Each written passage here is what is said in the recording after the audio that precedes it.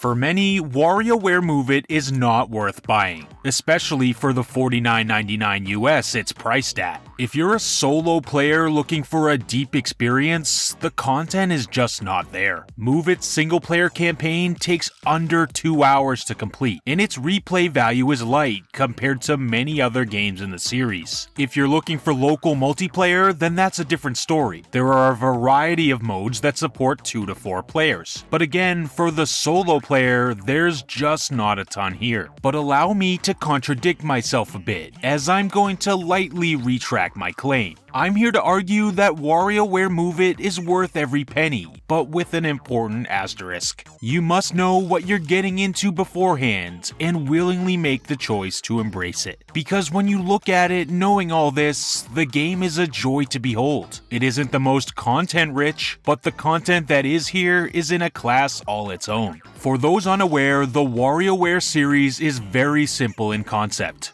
We are given a set of microgames, random interactive activities to complete in just a few seconds. All this with only a few words of instruction. This leads to frantic, off-the-cuff, moment-to-moment gameplay that thrives off its randomness. This core concept has been pretty much unchanged throughout multiple generations of the WarioWare series. Yet, no two games feel the same. This is because each game is built upon a unique hook, and often this hook is the game's very control scheme. Let's compare WarioWare Move It with its predecessor on the same console, 2021's WarioWare Get It Together. Despite having the same general microgame concept, these two games are vastly different experiences. While Get It Together uses a traditional stick and button control scheme, it features a variety of playable characters, all who act a little bit differently when completing the microgames. WarioWare Move It sees us performing actions with our own physical bodies, making use of the Nintendo Switch Joy-Con's motion control capabilities. If this sounds familiar, it should, as Move It adapts its key concepts from WarioWare Smooth Moves, first released on Nintendo Wii. Move It is undoubtedly a spiritual successor, as it's full of callbacks. From your Joy-Con being called Form Stones, just like how the Wii Remote was the Form Baton, to the infamous boss microgame Wario Dance Company making its big return, for better or for worse. It's pretty cliche, but WarioWare Move It is like Smooth Moves with the training wheels off. This is not to make any value judgment on which game is better. Rather, it's to say that the Joy-Con's two-handed form factor expand what was even possible in Smooth Moves. In no place was this more evident than with the variety of forms we're able to take on. In a game like Smooth Moves, I was introduced to new forms pretty infrequently, but in Move It, the variety of new and creative ways to hold the Joy-Con controllers leads to a ton of new control styles. From the more tame, like holding two Joy-Con by your sides and swaying your body, to the more wild later forms, like holding one Joy-Con and using its IR sensor to detect the position of your other free hand. This game is not afraid to think outside the box, and I was genuinely surprised at how many times it introduced me to new poses. This kept things consistently fresh and moving at a brisk pace. I never noticed an over-reliance on particular forms or grips. It was always a good mix. As the story mode progressed, each chapter would introduce me to a few new characters and form styles, and this carried on for the majority of the experience. Each member of WarioWare Inc. returns with a wacky new scenario to work through. And in Move It, this colorful crew is brought to life more vividly than ever. The entire game is now voice acted, and let me tell you, this does a lot to liven up the in-between cutscenes. I played WarioWare Touched on Nintendo DS recently, and going back to that game, I sat there honestly quite bored with many of the long, slow cutscenes between the action. Move It significantly speeds up the idle time between microgames. This increased pace, plus the full voice acting, makes in-between segments that used to be a chore much more enjoyable.